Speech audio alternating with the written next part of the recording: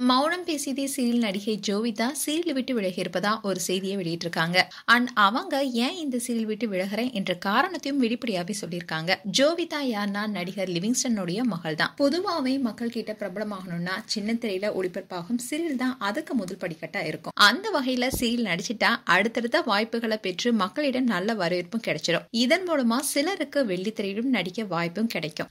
அதனாலேயே நடிக்கும் திறமையுள்ள பலரும் முதல்ல தேர்ந்தெடுப்பது சீரியல்ல நடிக்கும் வாய்ப்பு தான். அப்படிதான் ஜோவிதா சீரியல் மூலமா அவங்களுடைய என்ட்ரி கொடுத்தாங்க. அதன் மூலமா மக்களிடமும் பிரபலமானதும் அடுத்தடுத்த வாய்ப்புகளை பெற்று சீரியல் நடிச்சிட்டு வராங்க. ஜோவிதா சன் டிவில ஒளிபரப்பான பூவை உனக்காக என்ற சீரியல் மூலமா அறிமுகமானாங்க.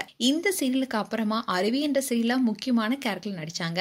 இதை வெற்றிகரமா முடிச்ச நிலையில ஜீ தமிழ்ல மௌனம் பேசியதே என்ற சீரியல்ல நடிக்கிற வாய்ப்பும் அவங்க பெற்றாங்க.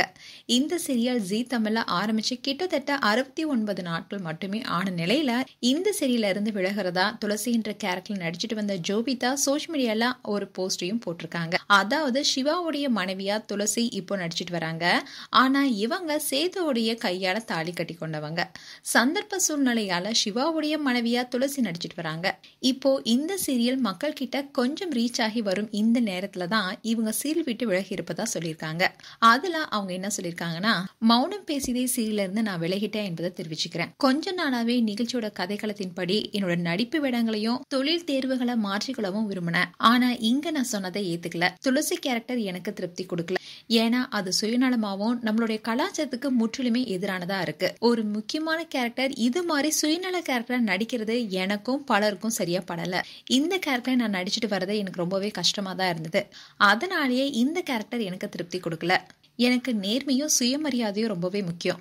அதே மாதிரிதான் நானும் இருக்கணும்னு நினைச்சேன். மற்றவங்களும் எனக்கு கொடுக்கணும்னு நினைச்சேன். ஆனா அது எனக்கு ஏமாற்றம் தான் கொடுத்தது. கொஞ்ச நாளாவே அது நழுவவும் ஆரம்பிச்சது.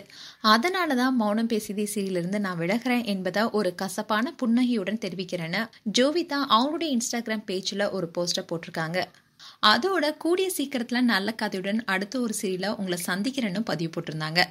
ஆனா இது வரைக்கும் எந்த ஒரு சீரியல் ஆர்டிஸ்டுமே உண்மையான காரணத்தை சொல்லாம தான் விலகியிருக்காங்க. அந்த வகையில முதல் முறையா துளசி என்ற கேரக்டர் நடிச்சு வந்த ஜோவிதா மௌனம் பேசியதே சீரியல் கதை எனக்கு பிடிக்கல, அதனாலதான் நான் சீரியல்ல இருந்து விலகிறேன்னு வெளிப்படையாவே சொல்லியிருக்காங்க.